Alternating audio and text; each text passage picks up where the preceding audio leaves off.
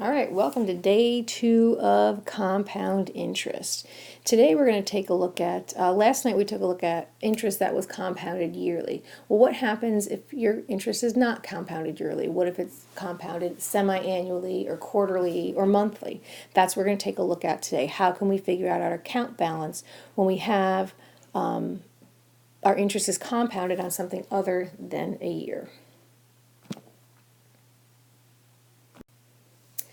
Okay, so many banks and credit unions offer investments which are compounded semi-annually.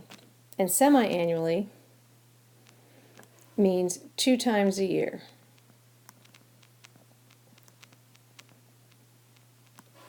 Sometimes they're quarterly, which is 4 times a year, monthly, which is 12 times a year, and then daily, which is 365 days a year. So in order to earn even more money, we can compound our interest on those, semi-annually, quarterly, monthly, or daily. We'll take a look at some of those investments in this lesson. Yesterday, we just took a look at interest that was compounded annually, which is 1 time a year. So Mr. Watson, he sold his boat for $10,000. He wants to invest the money. He considers 3 different options from 3 different banks in which his investments will be compounded annually, semi-monthly, quarterly, or monthly. That's 4 different options.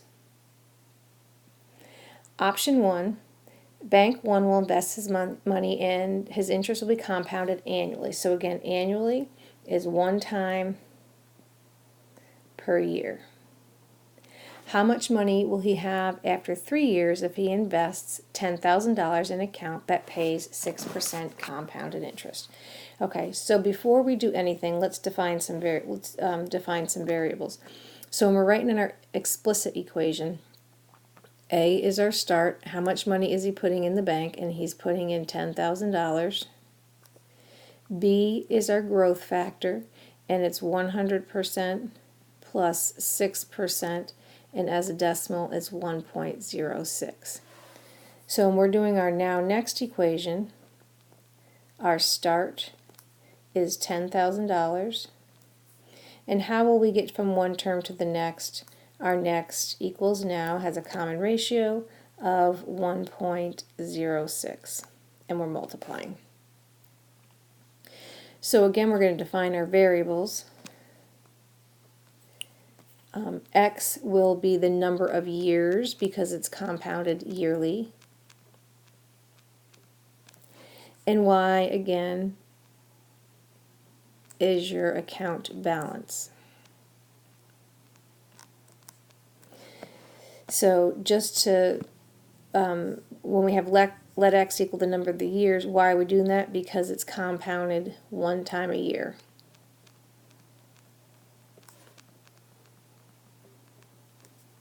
And that'll change when we look at semi-annually and annually, or quarterly or monthly. So when we write our equation, our explicit equation, it's y equals a times b to the x. So our a is 10,000. Our growth factor is 1.06 to the x. And we can use that equation to figure out how much Mr. Watson will have after 3 years. So in this case, we're letting x equal 3, and we're plugging it in this equation. So again, the start was 10,000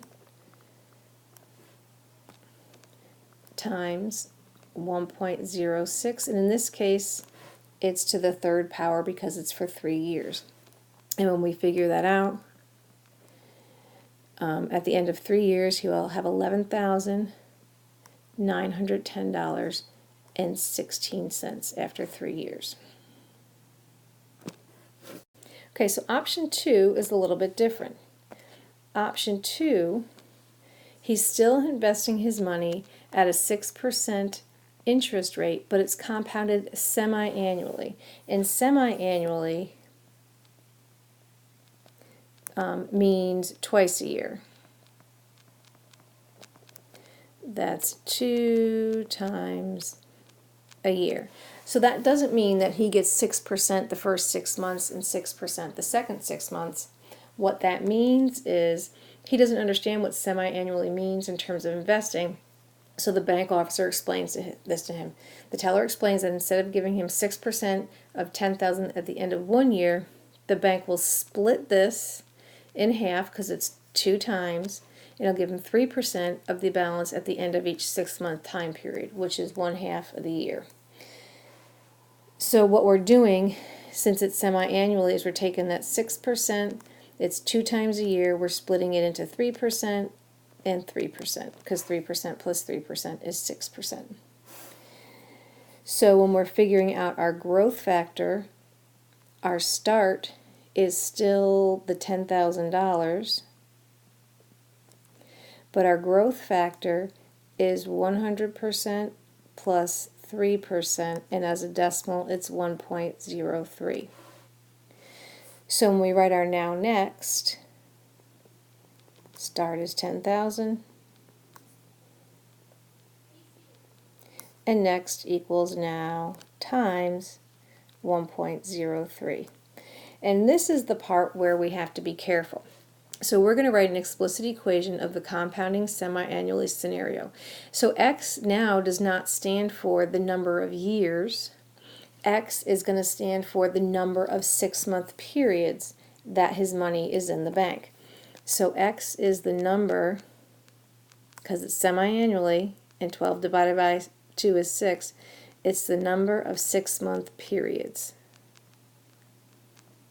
And Y is still going to be the account balance. So what that means, if his bank money is in the bank for 2 years, that means X is going to equal 4, because there are 2 6-month periods in each year. If he keeps his money in the bank for 5 years, that means that our X, our number of 6-month periods, is 10. So our explicit equation, sorry about that, is Y equals 10,000 times 1.03 to the X. And again, the X right here is the number of 6-month periods. So if we ask the question, how much money will he have after 3 years? Well, if his money's in the bank for 3 years, that means X has to equal 6, because there's 6 6-month periods in 3 years. 6 2-month periods in 3 years.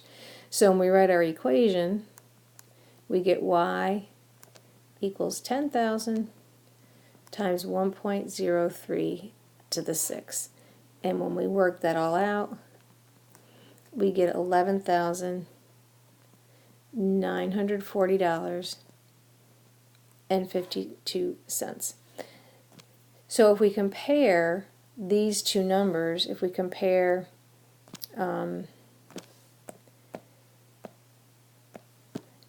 this number, whoops, didn't mean to do that. If we compare this number right here and this number right here, the 6% annually only gave him $11,910.16, but the 6% semi-annually gave him slightly a little bit more money. It was a little over $30. Does it make a big difference? Not really. However, if you have a lot of money in the bank, then it can make a big difference. Okay. So for your Google form questions, video questions, the starting salary for a new employee is $25,000.